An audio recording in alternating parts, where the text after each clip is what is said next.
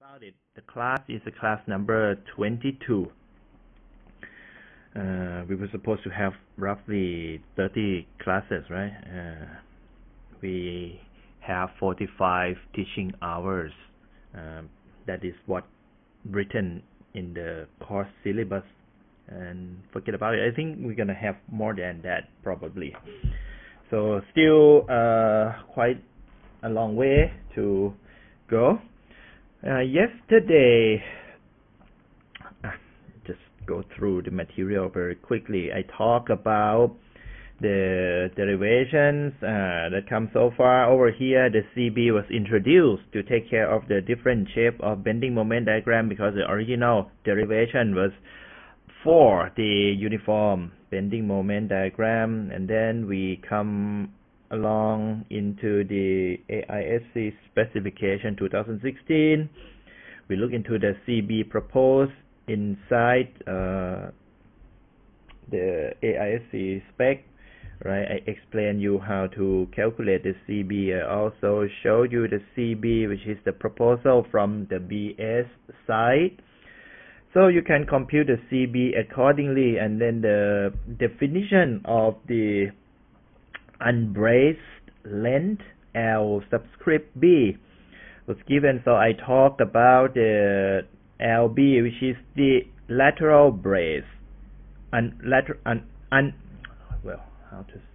lateral unbraced length, and then we divide it into 4 equal distance, and these 4 equal distance, you pick up the moment at several locations and you determine the Mmax. You can find the CB, and the CB that was derived not incorporating the effect of the location. So I talk about the location of the load. So for the general case, the CB you had will be for the load that is passing through the centroid. No, not just passing through, but it is acting. It is locating at the centroid of the cross-section. But in some situations, you might have the load hanging at the bottom of the cross-section, or you might have the load acting right at the top of cross-section. So all of these will be incorporated in the B here. The A is the shape of the BMD, the B is the location of the load.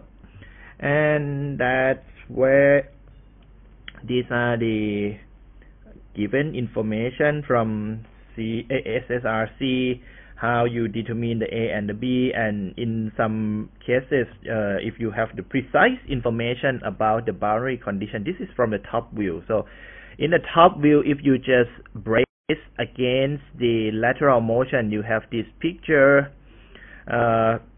If you have the warping restraint, you have this picture, this condition number 2. So you take the 1, 2, 3, 4 drop in. This prevents the rotation of the flange, and this rotation is, as told you, this is a plan view. So if you look from the top, and the flange will not have the rotation. So this is another level of restraint, and warping plus rotation.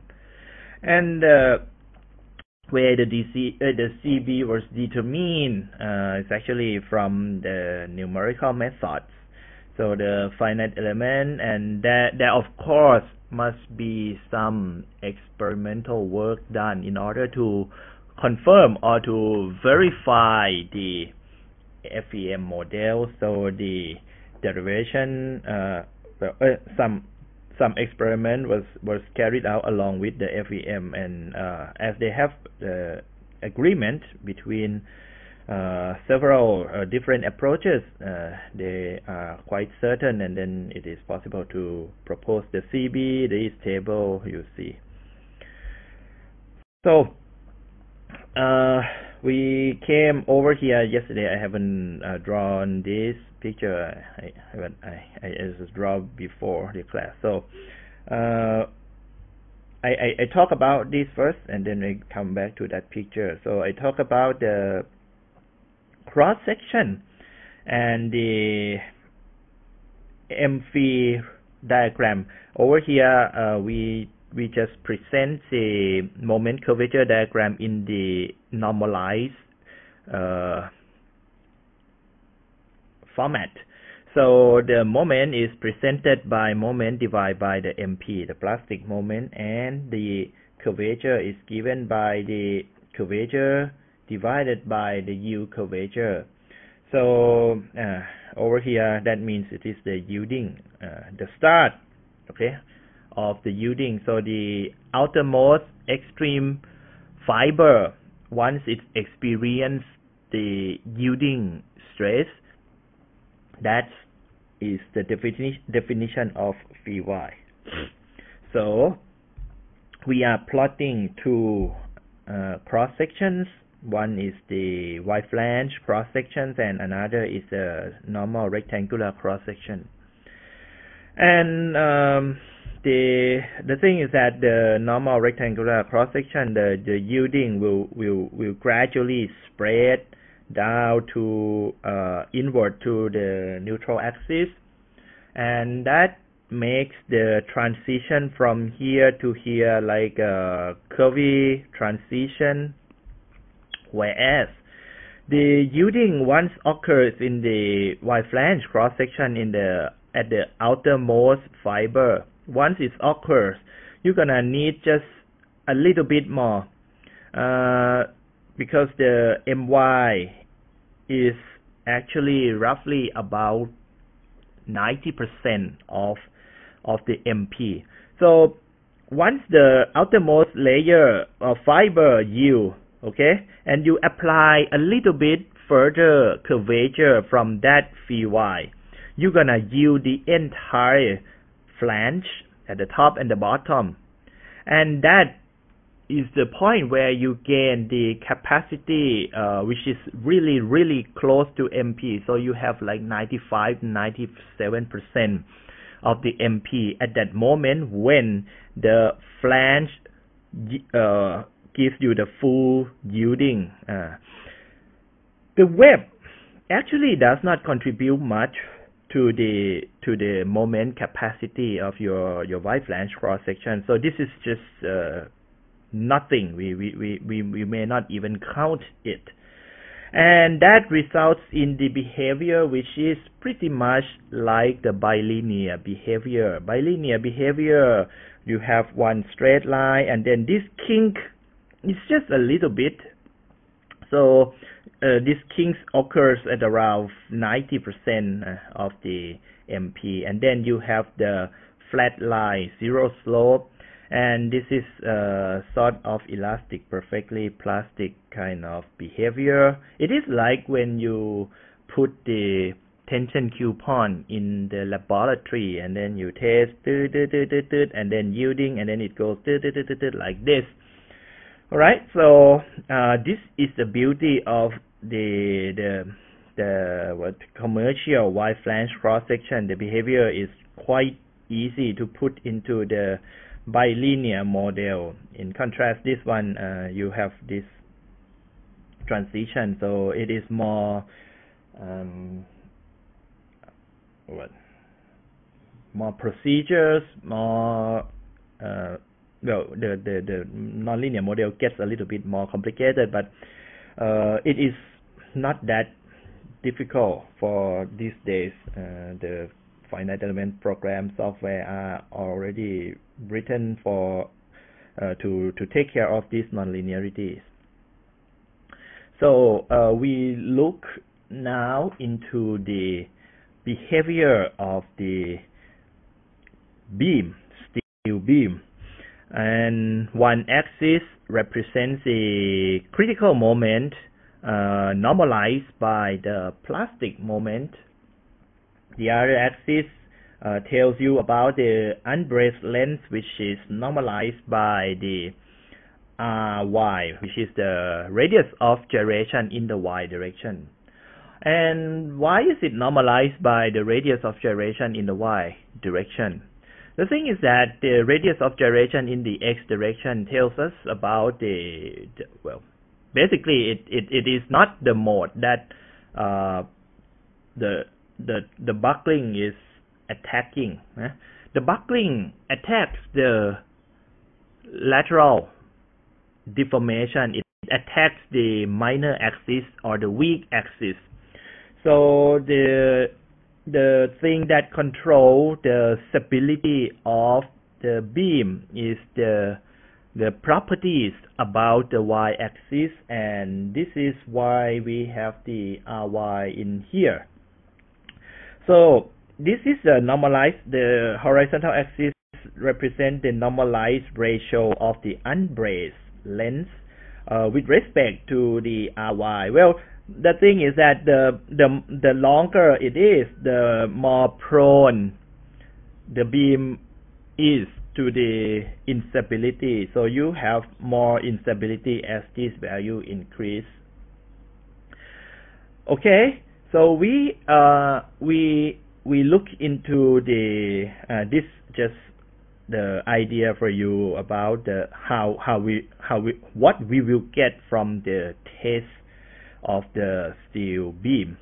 So if you run the test, one is the beam with the residual stress. So this is actually the beam in the market, the commercial product.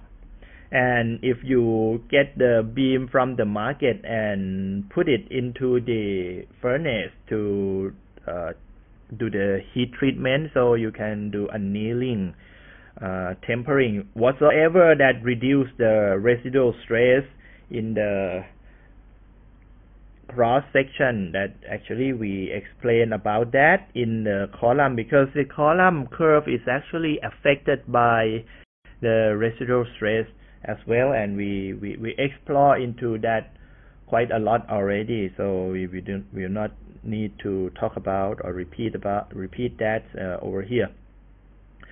So with the effects of the residual stress, the behavior, this line, the dotted line, red dotted line here represent the elastic buckling curve. So elastic buckling curve I mentioned is well, actually it is taken from this one, F critical, this very long one that I'm gonna show you how we end up with this. Basically it is this equation. So this is the equation we derived in the class, and this is the lateral torsional elastic buckling curve of the beam. Okay, so that is given in the red dotted line, and the green line is the fully plastic. So the capacity of the beam will not exceed this plastic moment, because the entire cross section mobilize the maximum that it can be. Okay, you will see that some part of this curve here exceeds this MP, as it is from the experiment. We expect the strain hardening. You know that the ultimate strength of the ultimate strength of steel could be about 30-40% beyond the yielding strength, so you still have a chance to go higher, but we are not going to use that in the design perspective. If you want to evaluate the steel building under the earthquake, yeah, you might need to look into that, because the deformation under the earthquake events is going to be quite a lot. It is quite high. Okay, and you have a chance that your cross section will be overstrained by the strain hardening. Right, but it is not the point for the gravity load design and general design. It is for those earthquake engineering performance based design that you might need to incorporate this part of the strain hardening. Sometimes you think that your cross section are going to just dissipate the energy, but as it gets some strain hardening, the energy dissipation is changed due to that fact. Okay, so let's take a look at the provision. The code talks about the plastic moment, so it is given over here, which is quite simple. Now the code is made from the sets of experiments and numerical investigations. That means the column curves is actually the beam curves is actually coming from a bunch of test data. Just like when I talk about column curves, the column curves also come from that.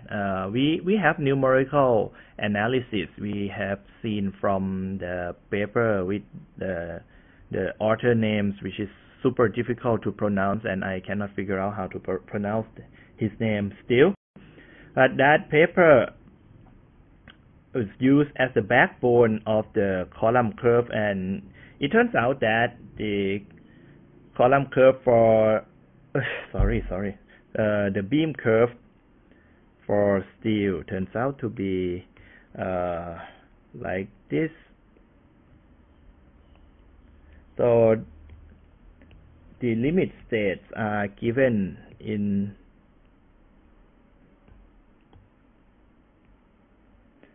the three major kind of failure. So this is our limit state. First, this one is the plastic moment.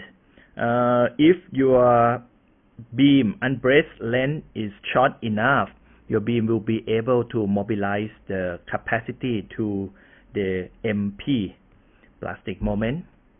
But when the unbraced length gets longer and longer, this one will be another thing that we are familiar with already. So this is the elastic buckling. So straightforward. And we have the equation that represents the elastic buckling already. We derive it already. So somewhere around here, it is the combination. You have the shorter unbraced length, you have the instability, but some of your cross-section, some part of your cross-section turns out to be inelastic. So here is the inelastic buckling. Then the buckling we are talking about here is the lateral torsional buckling. Okay, so this one is defined very easily. This part here is actually, if you go through the code, talks about the A, which is here, when the LB less than LP. This is the LP, this is the LR, okay, and this is the B zone, and this is the C zone. So the B zone is given as some sort of interpolation between value here and value here. And the last part, when the column, why am I going for column too many times? When the beam is very long, you end up with the elastic buckling, which is the last zone. The elastic buckling is given by the FCRSX. Well, when we derive in the class, we are familiar with this term, the MCR, the critical moment, or which is equal to the CBM naught. So we're gonna put the CB in there. But the code prefer to use the FCR, and you end up with this term. So this expression doesn't look familiar to your eyes. Of course, because we didn't derive for the FCR, we derived for the MCR. So I for me personally, I don't know what you feel. If you get a piece of code and then you can just use it right away and you can sleep well, that's up to you. That's good for you. I am not that kind of person who can sleep well without checking, so I feel bad if I gonna use like 0.078 without knowing how these things from. So basically the page, the next page here in the code say that if you don't like that, the FCR, actually you can use this one, and this one is presented in terms of the MCR. So MCR is given by the CB coefficient pi over LB, etc., etc. This is identical to what I derived for you in the class. So why don't we just check a little bit how to change from the MCR to the FCR and how they end up with like 0.078 there in the formula. Actually, every single part in the steel code could be explained in a mechanics, engineering mechanics point of view. Unlike concrete many times it is empirical, because the material is very difficult to understand. Unlike steel, steel is very straightforward. The homogeneity of properties of steel and the behavior which is ductile, unlike concrete which is brittle. So that brittle behavior makes the thing very, very difficult to predict.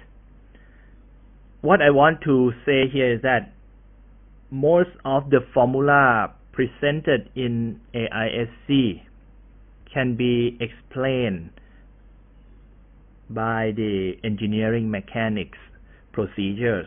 So we might not, some formula will need maybe some formula are like empirical as well. Yes, possible, but not as much. So most of the thing in here can be explained. So let's explain it. So the goal is that how come the FCR looks like this one? How come? You cannot see the similarity. CB pi square E over LB RTS square root 1 plus. How could this thing be this thing? Okay. So first of all, let's take a look at the wide flange cross-section. The wide flange cross-section we have, I just simplify the dimensions down like this in the picture. I can do the live teaching by just deriving all these things together with you, but it's gonna take time, because yesterday it took me so much time to just bring in and bring out the variable. So this is gonna save your time, your online time. Okay, T flange given the flange width is B, the height is H, the web thickness is TW. So if we want to find the I about the x-axis, we just disregard the web because it is nothing. Web is nothing. So I have the Ix equal to 2 twice, okay, 2 times of this. BTF is the area of each individual flange. So I multiply by 2 because we have 2 flanges, and then multiply by the distance from the neutral axis to the centroid of the flange, and it is just simplified by the h over 2. If you want to be precise, you got to take the h over 2 minus tf over 2, but that is, well, nonsense. It just takes too much time. It makes the things much more complicated and you don't get anything. Actually, you disregard the web, so you can think of that to compensate with the minus TF over 2. Okay, finish this up. You get this form, and we disregard the web. You don't need the web.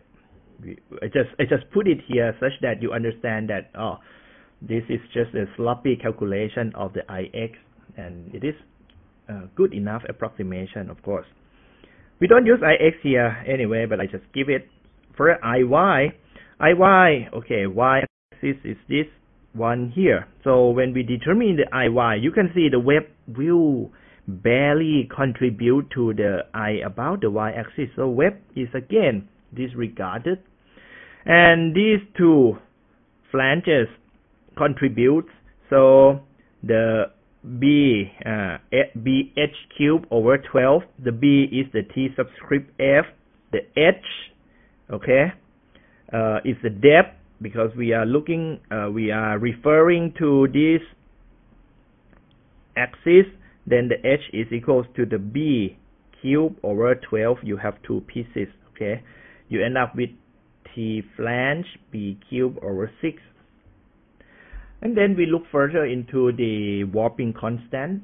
So the warping constant, we derived it in the class number 20. So if you forget, go back to the class number 20. The handout includes this derivation of CW. So CW is T flange B cubed H square over 24. But we know that we might take some of this out, so we just take this factor out. So we have TF B cubed over 6 multiplied by H square over 4, and this can be substituted by the IY. So get the IY and plug it in here, and then we end up with IY H square over 4. Now, FCR, we need to express the formula in terms of FCR. So FCR is a stress.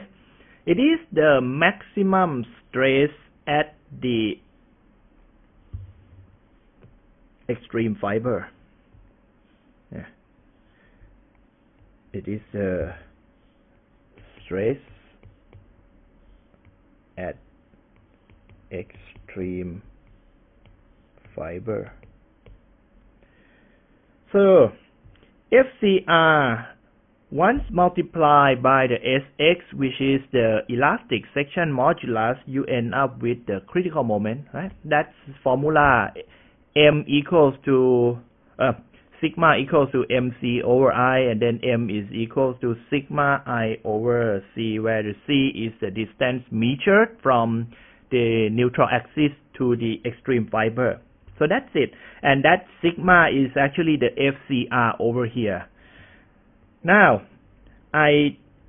we have the formula. We derive everything in terms of MCR. So we take the MCR divided by the SX, the section modulus, we will end up with the FCR.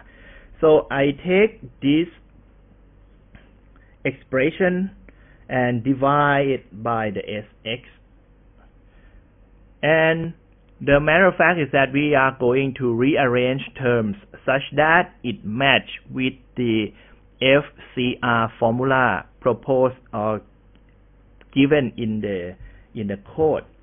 So the next line, we come down here, I distribute this EIYJG into the parenthesis here, and then I switch this around not switch around. I introduce it into the parenthesis, and then I pulled out the pi square over L square. So this term, initially it has the pi square over L square. When the pi square over L square is taken out of the square root, you have the pi over L. But you already want pi over L out there. Then this line, you have pi square over L square. So this pi square over L square in here is gone. But as you pull it out from the square root, this one occur. So if you pull pi square over L square out, then you're gonna have the L square over pi square here. So this is the terms from this one here. Now, the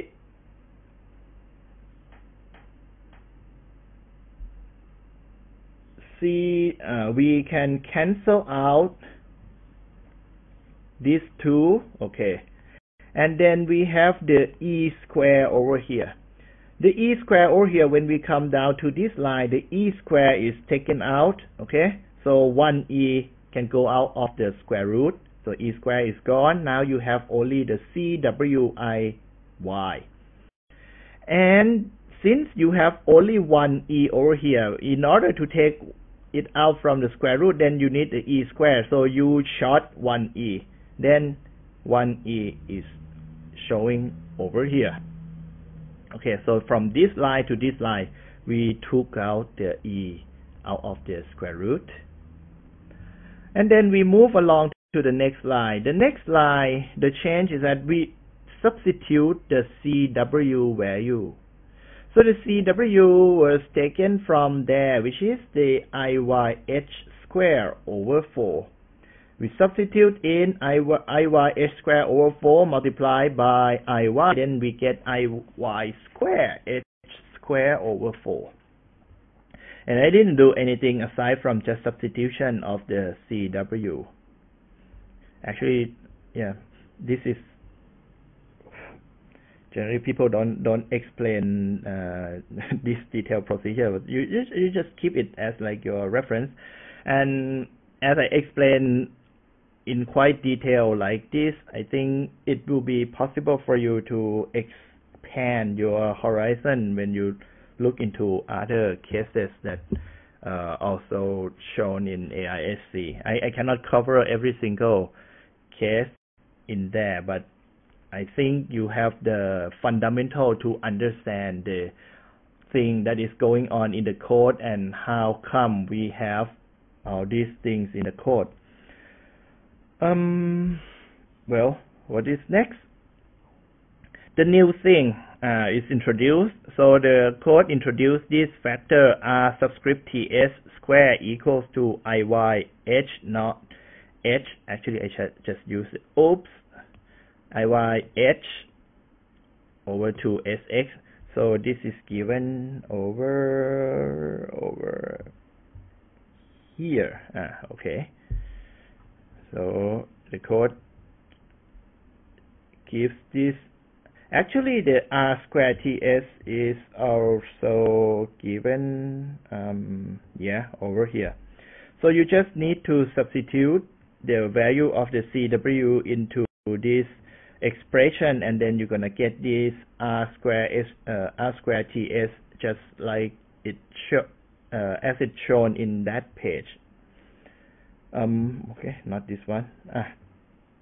Alright, so we get this R square TS. Then we do a little thing with what's inside here. So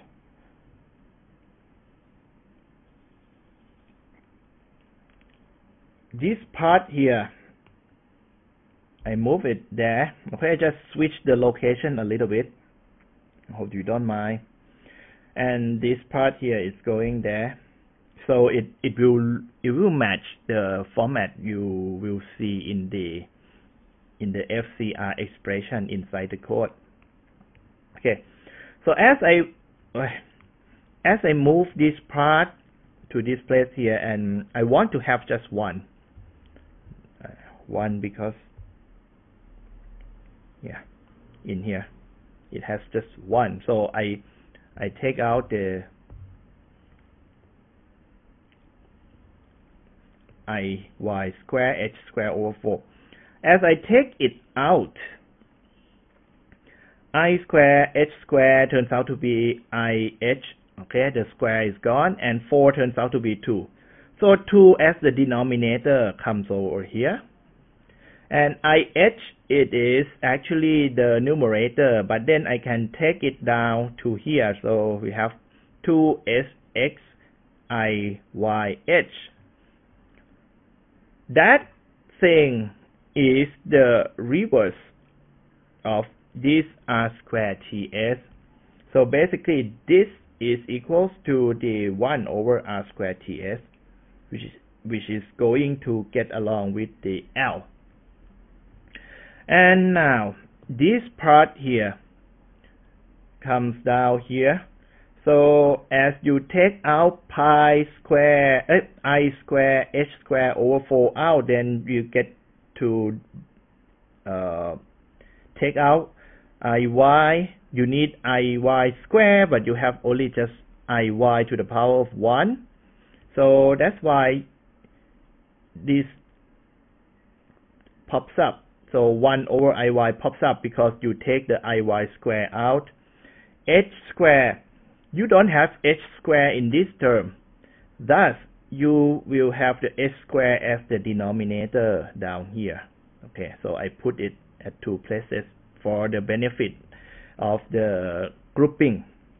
And the 4, we don't have the 4 denominator in this term here. So then we have the 2 multiplied by 2, that is 4. Okay, so I, H, and 4 are well taken care of in here. I just do a little trick by introducing the SX. If I multiply the SX here, then I'm gonna have the SX as the denominator as well. And this thing here can be grouped up into this 1 over R square RTS square. Okay, so this will be substitute, and you're gonna have the 2 multiplied by 1 over SXH JG over E L square over pi square. Well, make sure that you understand that L stands for the unbraced length, and this is the lateral brace, lateral unbraced length. Come down to the next line. So this thing goes along with the L as I mentioned. So we eliminate this and substitute, replace it by this term. Okay, the outside part is easy right now. And then you have the square root. You have the 1 here. This one is substitute already. So I push it along with the L. And then I have the L divided by the RTS all square up. J is there. S is taken into the right hand, the H is kept there, and then I take the G, take the E, and the pi square into here, because I know that all these things can be just grouped up, and that's gonna be just a parameter, a constant parameter. 2 is 2. G can be expressed in terms of the E, right? The G equals to E divided by 2 times 1 plus Poisson ratio. Okay, so I explain this group in here. You have the 2 multiplied by the G, which is E divided by 2, 1 plus Poisson ratio, and then divide by E, and then divide by the pi square. And we cancel out the E, we cancel out the 2, and then 1 plus nu. The Poisson ratio for steel is roughly 0.27 to 0.3. Rule of thumb, okay, 0.3 for steel. So you have 1 divided by 1.3 times the pi square, and you end up with 0.0779, which is about 0.078. So we can explain this weird number in the code. Okay, we don't really like to use something that cannot be explained.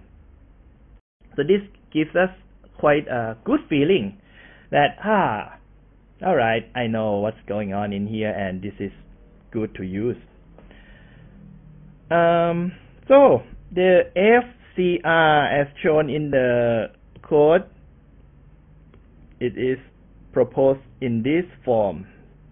This sets of things multiplied by the square root of 1 plus 0.078 J and C. Actually, for the doubly symmetric cross-section like the Y flange cross-section that you're going to use generally in the design, the C is equal to 1.0. They propose this in order to make it flexible for the other cross-section like the Torsional cross-section. So the C will not be just 1.0. So you need to look into the code and find out the appropriate C value that will be over here.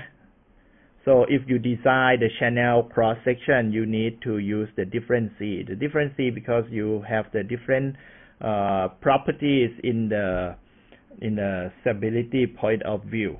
Okay. So right now, I think the formula for FCR is explained, and you should understand how this thing comes up. It is just mathematical tricks, moving things around, taking things in and out, and you end up with this form. I'm not sure if it is easier or more difficult, but I prefer the MCR expression. But this part here is just the part that appear in the code. Okay. Anyhow, the code just say that, okay, this equation provide identical solution to the following. So if they provide an identical solution, then we should be able to convert it back and forth. The advantage of this equation is that the form is very similar to the expression for lateral torsional buckling of singly symmetric section. Okay. Now, let's take a look at the next thing, which is the LP and LR. The LP and LR are the control lengths. The LR just classify the behavior from elastic buckling to the inelastic buckling. And the inelastic buckling, when does it start? It starts when the part where you have the residual stress reach to the yielding. It is the first part that catch to the yielding first, right? Over the Y flange cross section, like this, you have the tension and compression, residual stress, tension here, compression there. So the magnitude of residual stress, for example, if it is a compression, then it goes along with the additional compression that comes from your bending moment and the instability issue, and then you end up with the yielding. So the area that will yield first are the area that you have the highest residual stress. So the magnitude of residual stress in the code suggests that the residual stress can be taken as the 30% of the yield stress, such that when the cross section starts the behavior, the inelastic behavior, you will have the inelastic behavior around here. So you, instead of sigma y, if your cross section has no residual stress, your inelastic behavior starts at sigma y times the Sx. Okay, so that is the My, which is pretty close to the MP anyway. But as you have the residual stress, then you need to subtract this 0.3 sigma y off, such that the inelasticity or yielding occur earlier than the cross section without the residual stress. So it is roughly 0.7, which is associated with the 0.3 sigma y. Now, We know that the critical moment at the class at that boundary, at that threshold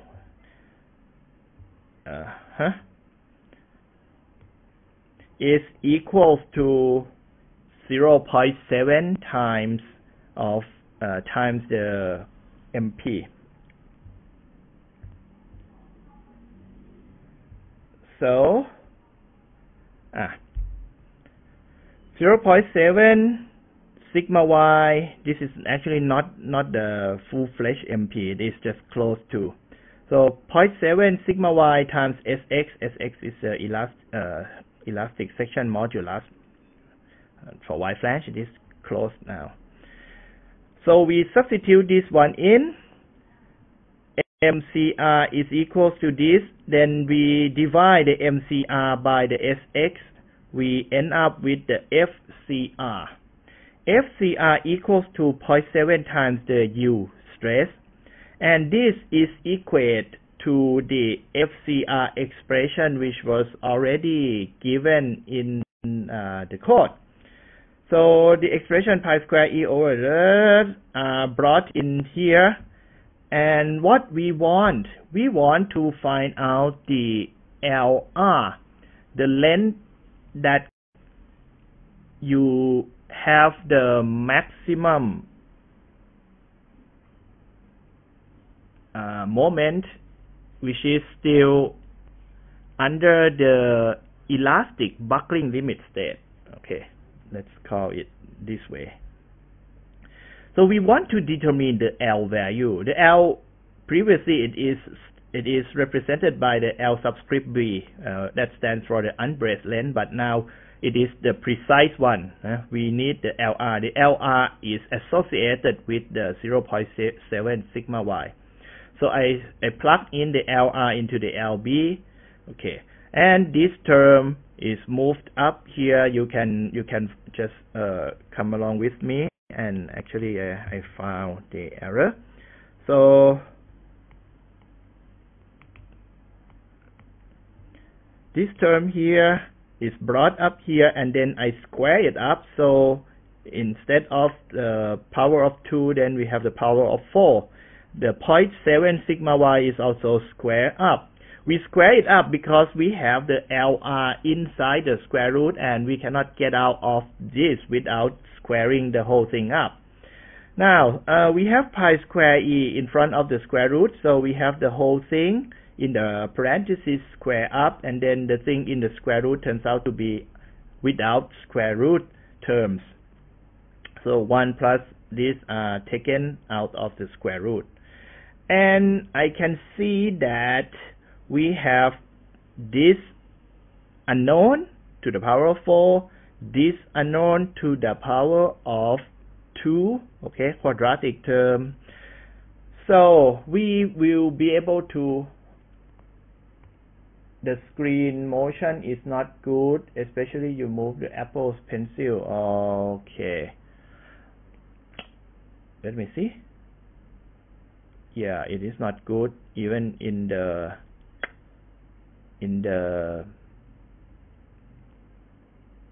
program. I'm not sure if it is about the network or not. People are using more how to say,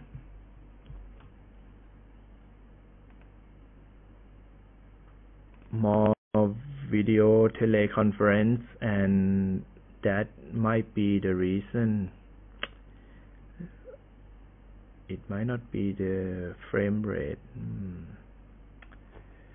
Well, really sorry, but I still don't know how to fix this. It is the software along with the network problem. I will try if I record, but if it is not record by the live recording like this, it might be better like when we did in the classroom. Okay, but I'll try not to go very quickly. Yeah, it looks ugly. Okay. Anyhow, just please bear with it a little bit. I have no idea how to fix it. If it is some technical problem that I can fix, I will. Then I arrange all of this in the given form down here. So the parameters or the coefficients in front of LR or RTS to the power of 4, I call it A. The coefficients in front of LR over RTS square, I call it B, and the last thing is a C. So you know how to solve the quadratic equation. I hope. This is from your junior high school. So you end up with this equals to minus B plus square root B square, and then minus 4AC over 2A. Actually, this is plus or minus, but we need to make sure that the L has to be the positive number. So we need to take the root that is the plus value. If you take the minus root, then you have the minus B and minus the positive value in here, then you could end up with the negative length, which is not real. And the thing is that it is just laborious part, so we take the B and then we bring it, stuff it into here, and then plus square root of B square, so I square everything up, minus 4AC divided by 2A.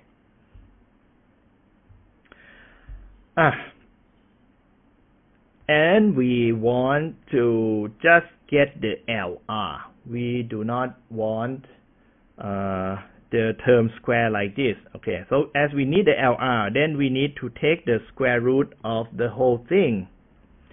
And then you take the RTS to multiply by to the right hand side. So LR is equals to RTS, and then we're gonna take out the 0.078 from the square root here. This term here is taken out. Okay, so you get, as we put the square root, then the square is gone. We have the E over 0.7 sigma y. Okay, and we also have the pi square that goes up. Okay, it goes up out of the square here, and 2 turns out to be the denominator square root of 2. The 0.78 are taken off from the whole line, so you have only JC. You only have JC over SXH square. You do not have the 0.078 square anymore. For this term here that you do not have 0.078, then you're going to have the denominator of 0.078 square. Okay, and then I put it together with the pi square term, because it is also the constant parameter. So I put the constant along with the constant, and 4, I keep it there. So now we can determine and check if we get the same thing as the expression shown in the code. So 4 divided by 0.078 is actually 0.07794 if you calculate precisely, multiply by pi square. If you drop in just 0.078, then you will not get the number of 6.74, 6.76. You're gonna get 6.74. Okay, so this is 6.76, and over here, pi square multiplied by the square root over square root of 2, you get 1.949, which is 1.95. You approximate it that way, and then this is what you come up with at the very end here. The LR is given by this expression. Thus,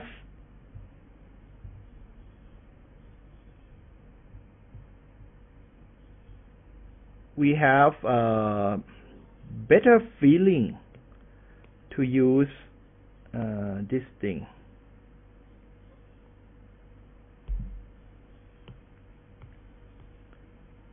So this part here in the code can be explained.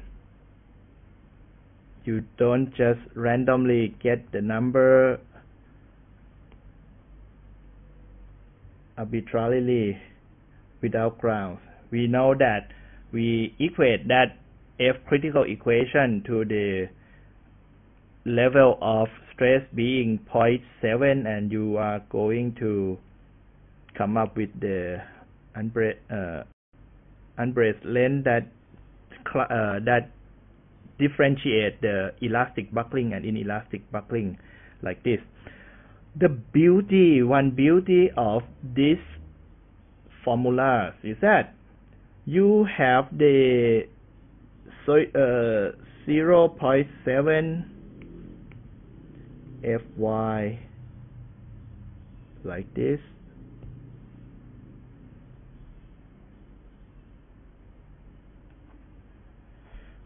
So the code is quite generous. They keep it 0.7 Fy.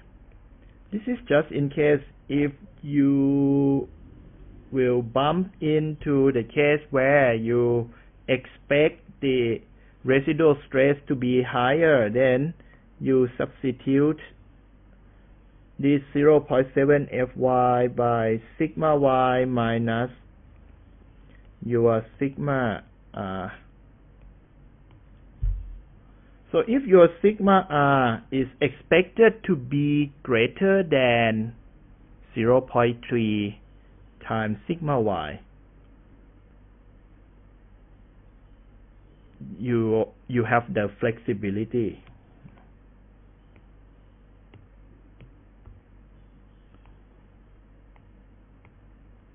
Alpha times sigma y. So not necessary to be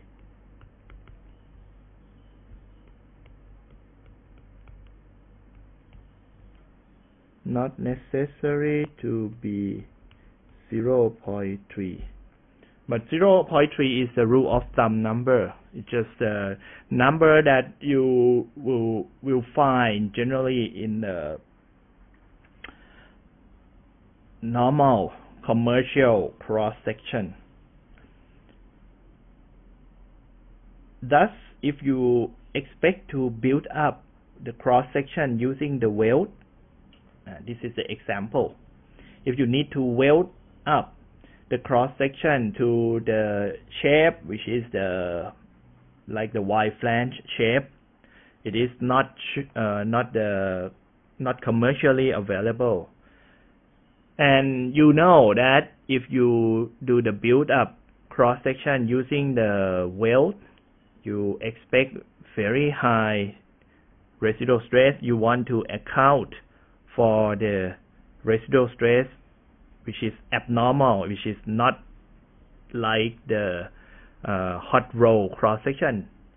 Change from 0.7 Fy. Just that. As easy as it is. But the point is that if you don't derive it, you don't come down through, well, where is it? If you don't come down through these procedures, then you have no idea what is this 0.7, which is not good.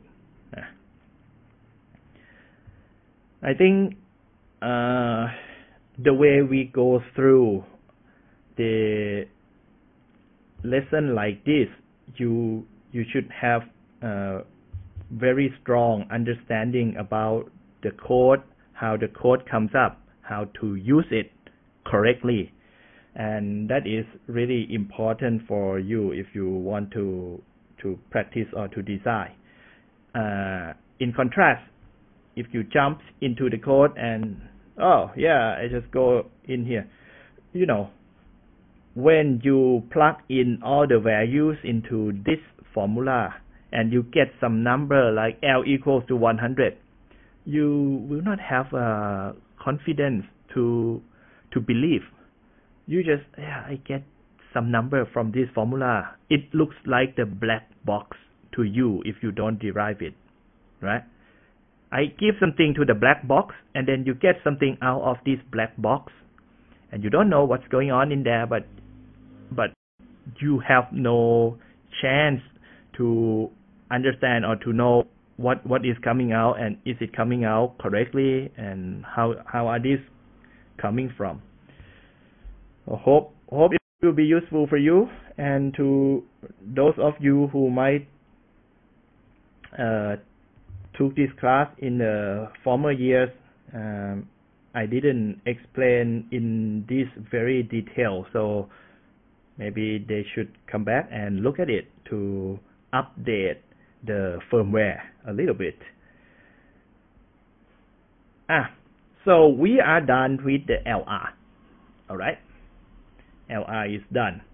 Now we have another thing, which is the LP. The LP is the limit that certify you that if the length, unbraced length, is less than LP, you will always mobilize the plastic moment. This value of LP, if it guarantees you that you will always mobilize the plastic moment, what does that mean? It means that you will not have any sort of buckling. If you do not have the buckling is actually triggered by the buckling of the top flange, the flange that is under compression. So if you are able to mobilize the yielding, compression yielding in the top flange, that is the condition, right? Compression, full compression yielding in the top flange is going to make sure that plastic moment is going to be the limit state for a given beam. So let's take a look at the LP formula. I do it from the, in the reverse order, because no books talks about the LP, how the LP come from and how the LR come from. That's the pain. I try to find from the book or the source on the internet, but nobody talks about like this. Okay, nobody talks about the underlying concepts. They just talk about just the very detail, not the detail, just the very big rough concept, but not coming down to this. So I have to do it in the reverse order. When I see E, when I see sigma Y, when I see LP, when I see RY, I have some idea. The formula or the relationship that constitute these four things up must be just from the buckling formula. Okay, so I try. So I square up. LP is square first, and the right hand side is also square up. Boop, boop, boop. You do not have anything in the square root anymore. And the form like this, make me think of pi square EI over L square. We have the L square now. We have the L square now. So I take the L square down. I have the E. Okay. And the I must be coming from the R. Now we have RY. RY is the thing that controls the lateral motion of the flange, or of the even the entire cross section. So RY is coming from IY divided by the A. Radius of gyration about the y-axis comes from the second area moment of inertia about y-axis divided by the A. So I break the RY square into the IY and A. Actually, this is the IY over A, and then I bring the A to that side.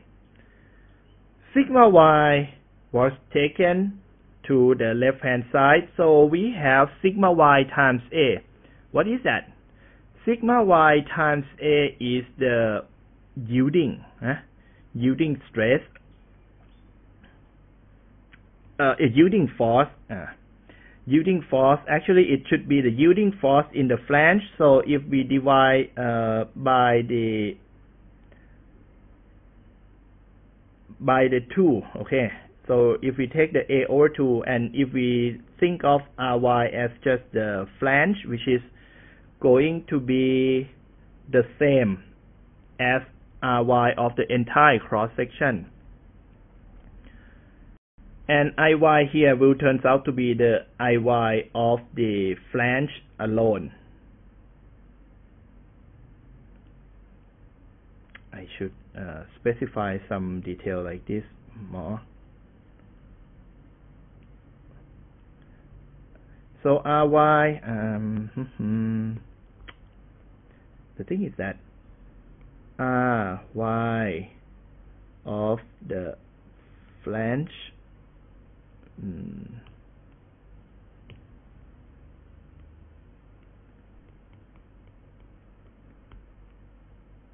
is approximately equals to RY of the section. This RY here is actually for the section, the entire section.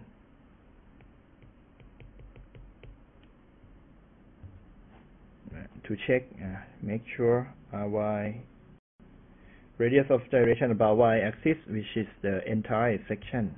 Okay. So RY entire section is approximately equals to RY the single flange, and then I substitute the RY square here, replaced by the flange.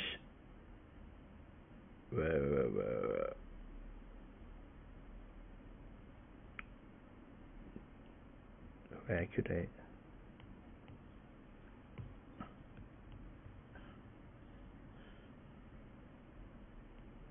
For the section, okay, replaced by RY flange, okay, which is approximately the same. So RY flange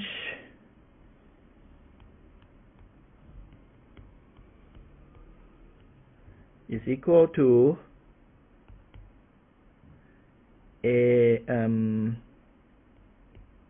IY flange divided by a flange, which is equal to IY section divided by the A of the entire section.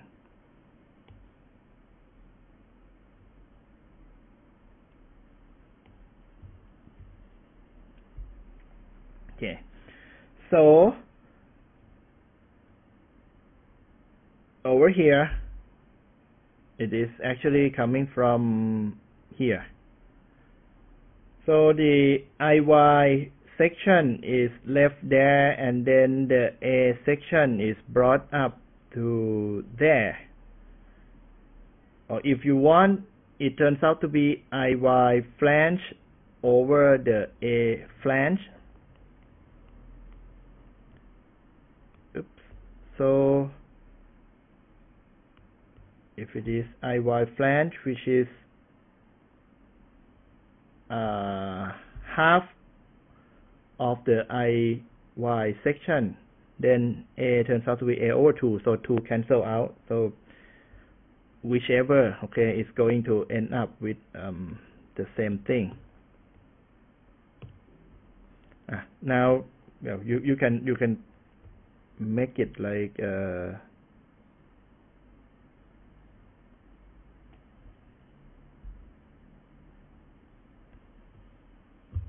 if it is the flange, the force in the flange, then it is over 2, right?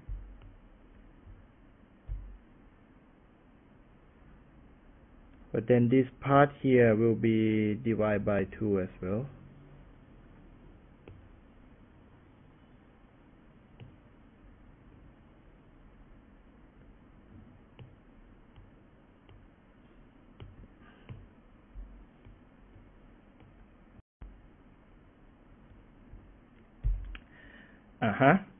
So that is the flange, the force in the compression flange.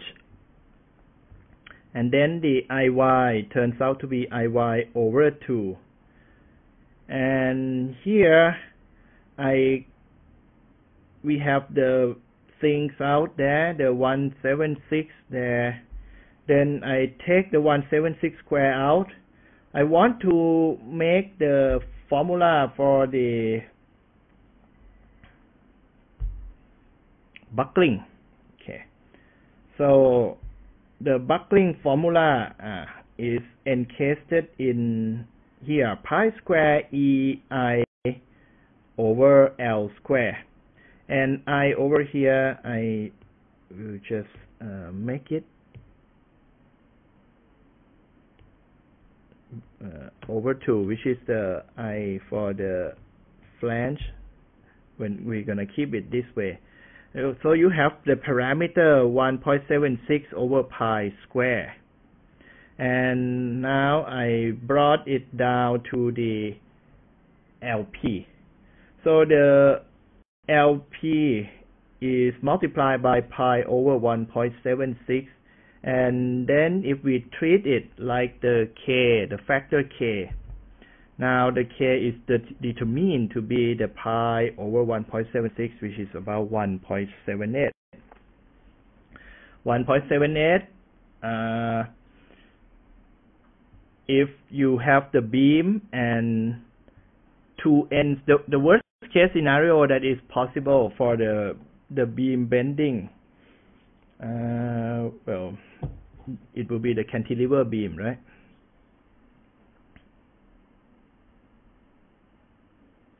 So the bigger the K is, the less the value will be.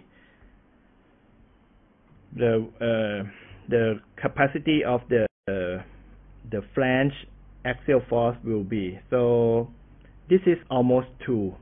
Almost 2, well, if you think of the cantilever, okay, it should be 2. But if you think of beam on the support like this, that you prevent the lateral motion on two sides, then the K should be equal to 1.0. Okay. Anyway, I cannot find any resource that explains very well about this 1.6 and 1.78, but this is the procedures or the idea how the LP was proposed, but the detail about the K, the values, the parameter 1.76, I am not really sure about that. But the concept is nothing more than how to guarantee the full yielding mobilization of the top flange. That's the concept. So here is how it comes up. So we have the LP, the idea, not 100% idea about the LP, but it is a clear idea. Actually, it is better than what is the LP being some number multiplied by Ry and the square root of E over sigma Y.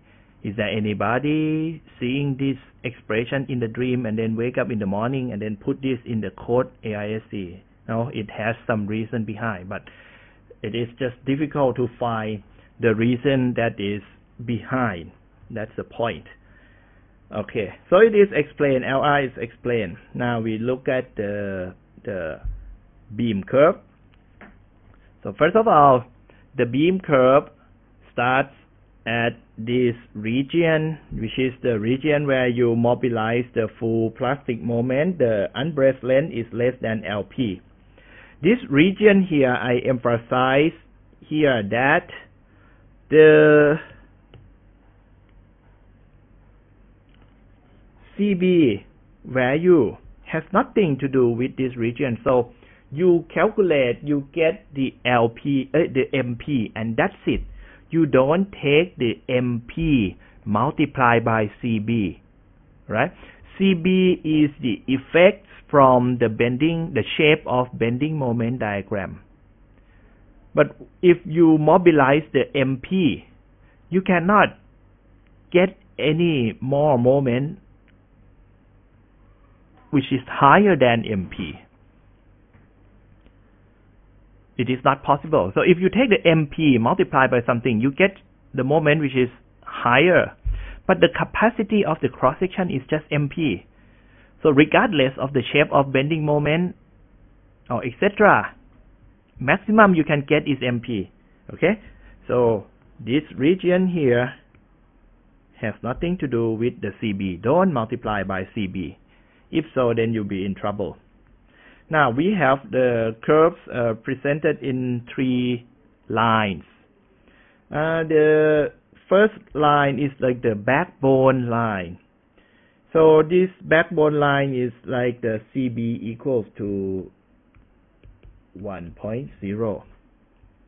So without the CB value, okay, just with the case where you have uniform moment throughout the beam, you have the line for inelastic buckling and the line for the elastic buckling.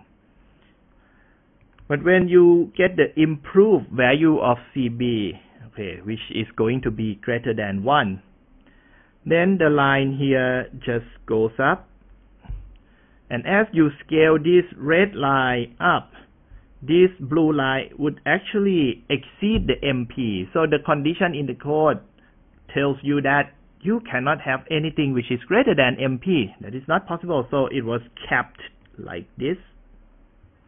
You cannot get anything better than MP. Likewise, for this zone, it is also increased by the CB value.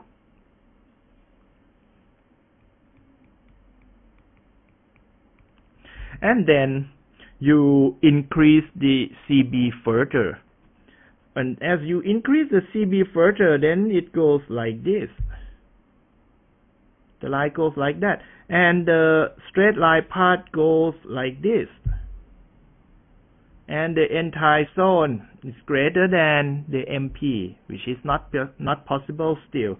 Then it is capped at MP, and then you do not see any inelastic lateral torsional buckling when your CB is really high. So you just push this transition from elastic to the plastic out of your consideration. So you have elastic, and then you hit the MP, and then that's it.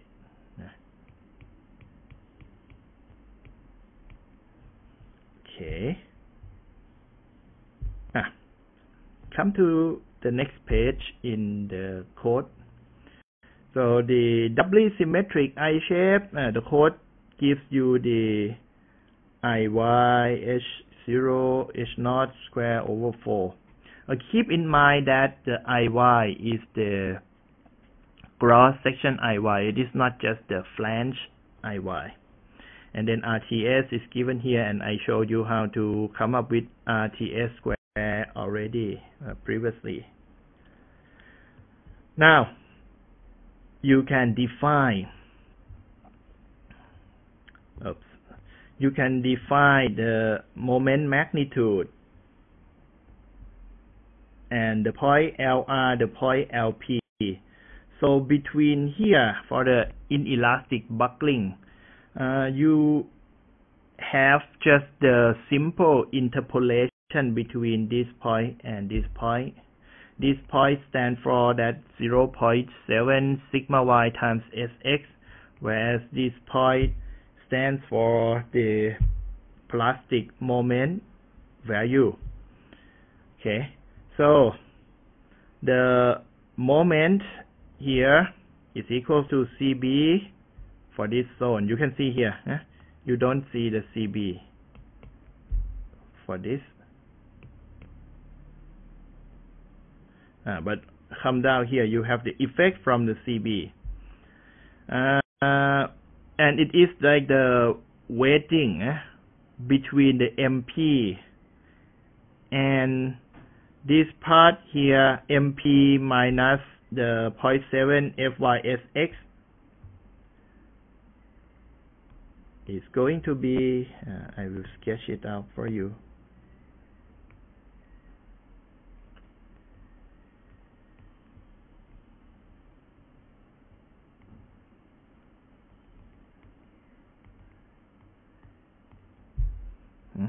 This is equal to MP minus 0.7 FYSX.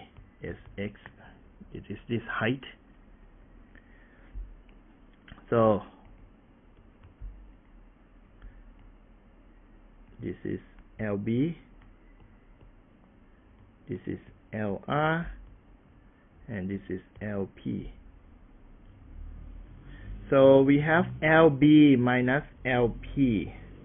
LB minus LP is this length.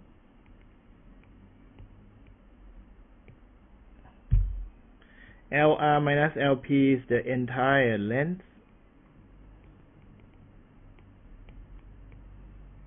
Down there.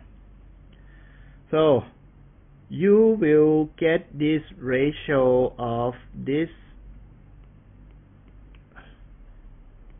This will be the question mark. The question mark is given by the MP minus 0.7, this thing, multiplied by this divided by this. Similar triangle, just a basic thing. So LB minus LP divided by LR minus LP.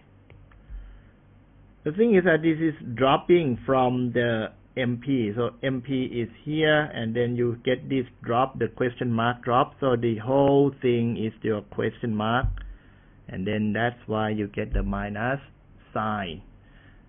So you end up with the value of critical moment anywhere on this transition, which explains the inelastic lateral torsional buckling of the beam. So you understand well already about this part here. Okay, so right now the entire